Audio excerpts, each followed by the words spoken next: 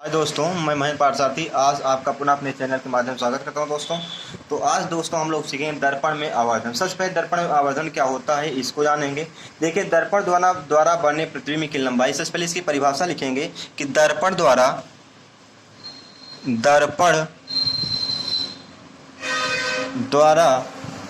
बने प्रतिबिंब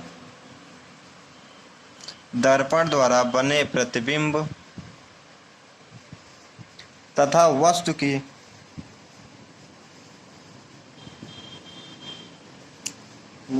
लंबाई के अनुपात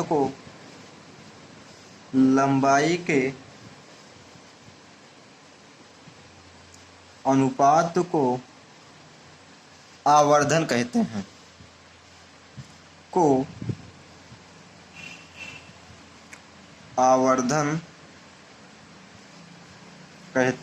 हैं। को दोस्तों क्या कहा जाता है? आवर्धन कहते हैं। देखिएगा, यदि आवर्धन को प्रायः हम आवर्धन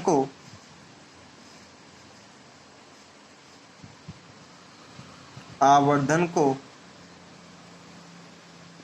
प्रायः यम से व्यक्त करते हैं।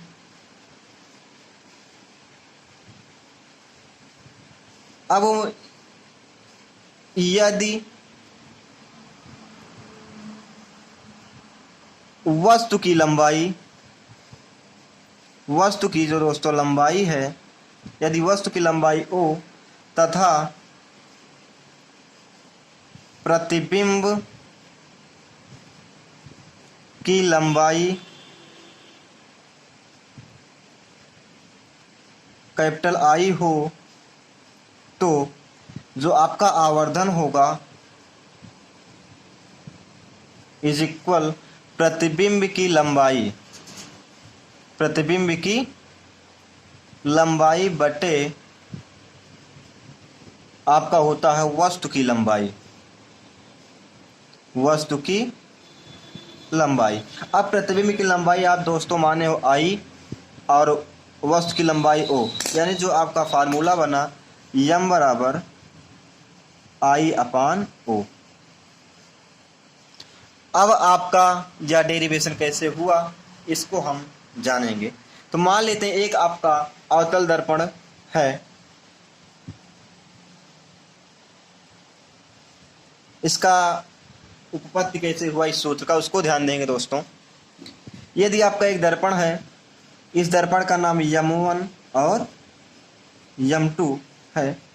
एक आपकी मुख्य अक्ष ये जो कि आपका ध्रुवी है, और यहाँ आपका फोकस है, आपका क्या है दोस्तों, वक्रता त्रिज्या है। अब इसके बाद हमें पता है कि यदि कोई वस्तु ए बी है, ए बी, जब कोई प्रकाश किरण मुख्य अक्ष के समांतर जाती है तो परावर्तन के पश्चात वह मुख्य फोकस से होकर गुजरती है दोस्तों। ठीक, अब इसके बाद पुनः एक रेखा जाएगी।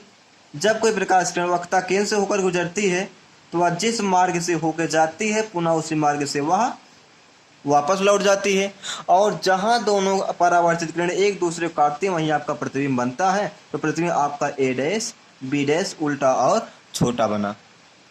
अब दोस्तों वस्तु की जो दूरी होती है, वस्तु की लंबाई हम को यू से लिखते हैं, और जो आपका प्रतिबिंब होता है उसको हम भी लिखते हैं, और आपका वक्रता त्रिज्या जो भी होगी उसको तो आप जानते हैं। अब मान लेते हैं एक प्रकाश की किरण और आपके ध्रुव पर आपतित होती है। हम आपको दोस्तों बता दें, जब कोई प्रकाश की किरण दर्पण के ध्रुव पर आपतित होती है, गिरती है, तो वह जितने अंश का कोण बनाती है वह उतने अंश का कोण बनाते हुए पुनः वापस लौट जाती है। ठीक दोस्तों, अब जो आपका ये कोण आई है और ये कोण दोस्तों क्या है, आर है। ये कोण आपका आई, ये कोण दोस्तों क्या है, आपका आर है। अब हम ए बी डी आपका है, क्योंकि आपका ए बी है, ए बी डी, और हाँ आपका क्या है दोस्तों, पी है, सी हो गया। अब हम जैसे जैसे इस चित्र को बनाए हैं वैसे वैसे मुझे क्या कर देना है, लिख देना है। आवर्धन के लिए लिखेंगे सबसे पहले सूत्र की उत्पत्ति कैसे होगी, लिखेंगे इसको। M1 M2 दर्पण की M1 M2 दर्पण की फोकस दूरी, दर्पण की फोकस दूरी F मानी जाती है। ठीक। अब प्रयुक्त दर्पण आपका अवतल दर्पण है जिसके सामने वस्तु AB है। वस्तु AB का प्रतिबिंब, वस्तु AB का प्रतिबिंब क्या बन रहा दोस्तों, A dash B dash,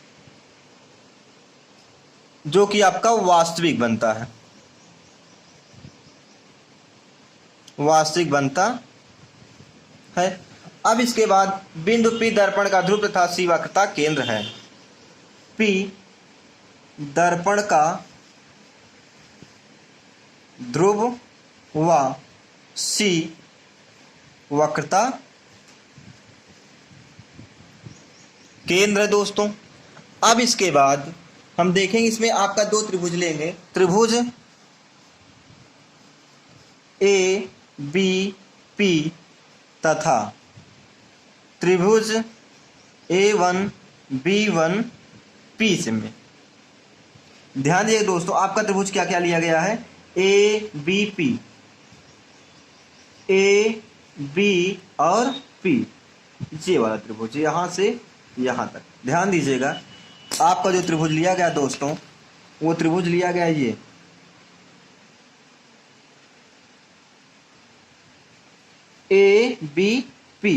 ABP आपका ये त्रिभुज लिया गया है। और दूसरा त्रिभुज लिया गया A dash B dash P, A dash B dash P, यानी कि क्या करेंगे, आपका जो ये रेखा होगी यहां से होकर, ये वाली रेखा यहां से होकर जाएगी A dash B dash P, आपका दूसरा त्रिभुज लिया गया A dash B dash P।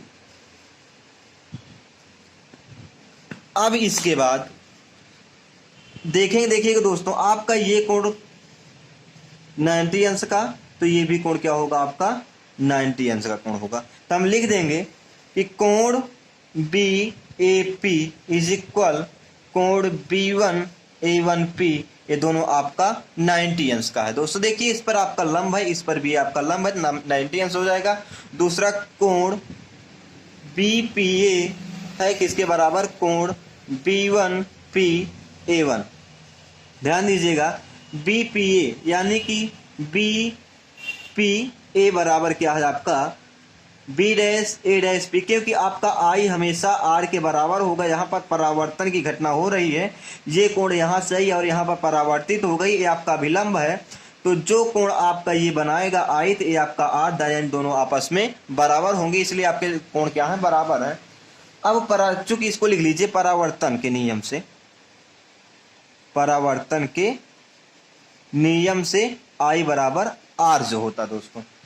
अब आपको पता हो गया है कि त्रिभुज जो है ABP और त्रिभुज A dash B dash P क्या होंगे, आपके समरूप हो जाएं, क्योंकि अगर किसी भी त्रिभुज के दो कोण आपस में बराबर हैं तो जो आपका त्रिभुज बनेगा दोस्तों वो आपका समरूप त्रिभुज होता है।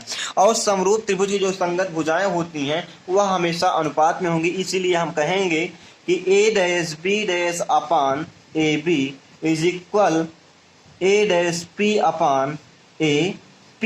ध्यान दीजिएगा, A डैश B डैश अपान किसके है, इसके, क्योंकि इसका लंब बटे इसका लंब और इसका आधार बटे इसका आधार, यानी A डैश P बटे AP, इसका आधार बटे इसका आधार, ये लंब बटे ये लंब, दोनों संगत आपकी भुजाएं हैं।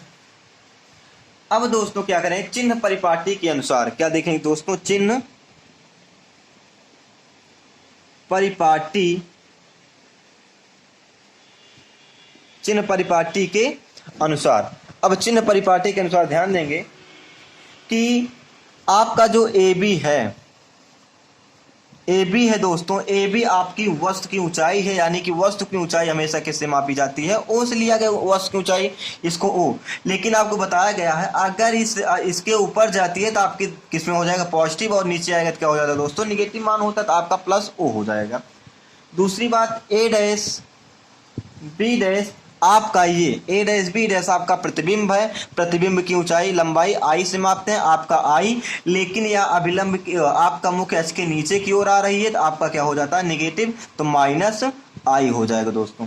अब उसके बाद ए डैश पी बराबर भी, ए डैश पी बराबर आपका प्रतिबिंब की दूरी, और यह ध्रुव के इस साइड है, इसे आपका माइनस बी होगा। उसके बाद आपका तीसरा बिंदु आया ए पी आपकी वस्तु की दूरी है, और ध्रुव के इस साइड है, आपका हो जाएगा माइनस यू। अब इसी का मान क्या करेंगे, इस पर रखेंगे, ये आपका समीकरण 1 है। अब समीकरण 1 में मान रखने पर क्या करें दोस्तों, मान रखेंगे तो क्या हो जाएगा आपका minus I O equal minus V upon minus U. अब क्या होगा दोस्तों, इससे ये कट जाएगा, तो आपका I upon O equal V upon U, या आई अपान ओ बराबर माइनस वी अपान यू। अब यही आपका आवर्धन का सूत्र होगा, इसको हम लिखेंगे आवर्धन की परिभाषा से। आवर्धन की परिभाषा से क्या बताया गया आपको, जो आपका आवर्धन होता है वह हमेशा प्रतिबिंब की ऊंचाई और वस्तु की ऊंचाई के अनुपात के बराबर होता है, यानी I upon O is equal minus B upon U. यही आपका दोस्तों फार्मूला होगा। अब थोड़ा सा और एक कॉन्सेप्ट ध्यान दीजिएगा कि यदि आपका यम का मान, जो यम का मान दोस्तों, यदि आपका आवर्धन यम का मान क्या है, प्लस में होगा, ध्यान से समझिएगा इस बात को, यदि यम का मान आपका प्लस होगा, यदि आपका यम का मान माइनस होगा, तो इस कंडीशन में जो प्रतिबिंब बनता है हमेशा आभासी सीधा बनता है दोस्तों, आभासी सीधा होगा। और जब आपका आवर्धन यम का मान निगेटिव हो जाएगा, इस कंडीशन में आपका जो प्रतिबिंब बनता है हमेशा वास्तविक और उल्टा बनता है दोस्तों। और एक चीज ध्यान दीजिए, अगर यम का मान 1 से अधिक है, यदि यम का मान 1 से कम है, यदि यम का मान 1 के बराबर है, तो हमेशा जो प्रतिबिंब होगा वस्तु से छोटा बनेगा, ठीक। और प्रतिबिंब इसमें क्या होगा, प्रतिबिंब वस्तु के बराबर बनेगा। लेकिन अगर आपका यम का मान 1 से अधिक है, तो प्रतिबिंब वस्तु से बड़ा बनेगा। ध्यान दीजिएगा, यदि आवर्धन का मान 1 से कम है तो प्रतिबिंब हमेशा छोटा बनेगा। यदि आवर्धन यम का मान 1 के बराबर है, प्रतिबिंब वस्तु के बराबर बनेगा। यदि यम का मान 1 से अधिक है, प्रतिबिंब हमेशा दोस्तों वस्तु से बड़ा बनेगा। यदि आप